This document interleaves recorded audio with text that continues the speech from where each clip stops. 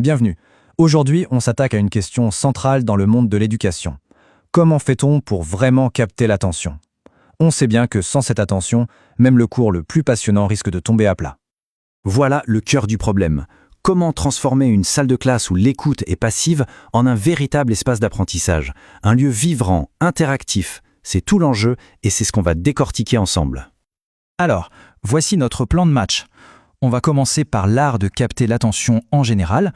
Ensuite, on verra comment maîtriser sa propre présence physique, puis comment créer un lien personnel. On enchaînera sur les techniques pour animer le contenu. Et enfin, on verra comment tout ça transforme l'apprentissage sur le long terme. Bon, le point de départ, il est assez simple en fait. L'efficacité d'un cours, elle dépend vraiment de la capacité de l'enseignant à innover, à stimuler, bref, à captiver son public. Et tout, absolument tout, commence par les mots. Pour que les idées passent, il faut un langage simple, accessible. C'est le socle, la fondation sur laquelle on va pouvoir construire tout le reste. Sans ça, c'est mission impossible.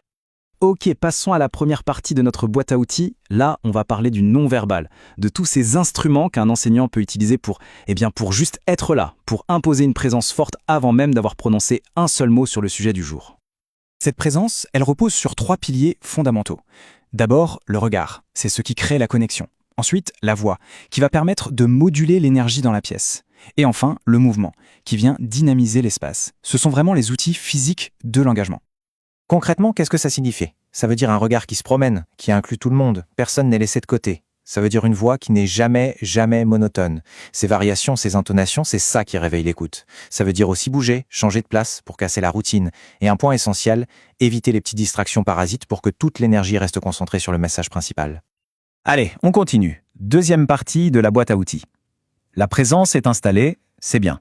Mais maintenant, comment on fait pour construire un environnement où tout le monde se sent en sécurité, reconnu et surtout prêt à oser participer?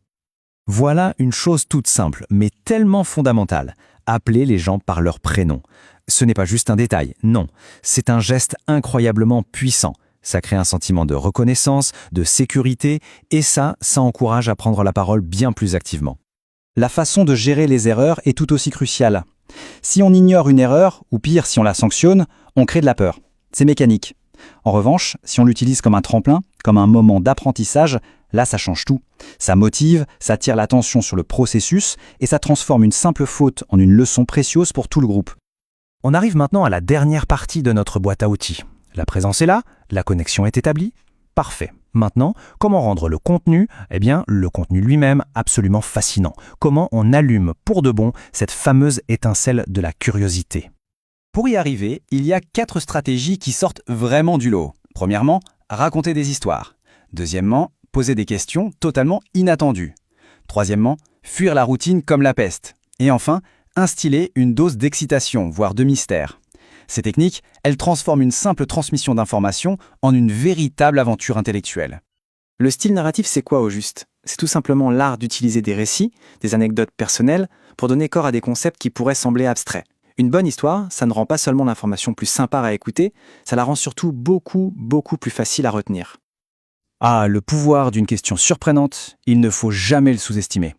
Quand on pose une question à laquelle personne ne s'attend, on force le cerveau à se réveiller, à sortir de son mode passif. Il doit réfléchir, analyser et s'engager activement pour trouver la réponse. C'est un test de concentration redoutable. Ce graphique, il est très parlant. Une routine fixe, prévisible, et hop, l'engagement s'effondre. C'est inévitable. Par contre, dès qu'on se met à varier les approches, à surprendre un peu, la curiosité grimpe en flèche. Et si on ajoute par-dessus une petite touche d'excitation ou de mystère, alors là, on peut atteindre de vrais sommets d'attention. Alors, en conclusion, qu'est-ce qui se passe quand on combine toutes ces méthodes? On ne fait pas qu'améliorer un cours ponctuellement. Non, on crée un processus d'apprentissage qui est plus profond, plus efficace et surtout qui va durer dans le temps. S'il y a une chose à retenir de toute cette analyse, c'est bien celle-ci. L'attention en classe, ce n'est pas quelque chose qu'on peut exiger, ce n'est pas un dû. C'est le résultat d'un travail, d'un effort intentionnel. C'est un environnement qu'on cultive patiemment pour permettre à la concentration de s'épanouir. Tout ça nous laisse donc avec une question ouverte. Parmi tous ces outils qu'on a vus, du regard à la narration, en passant par la gestion de l'erreur, lequel finalement a le plus grand potentiel pour vraiment changer la dynamique d'une classe, et ce, dès demain? La réflexion est lancée.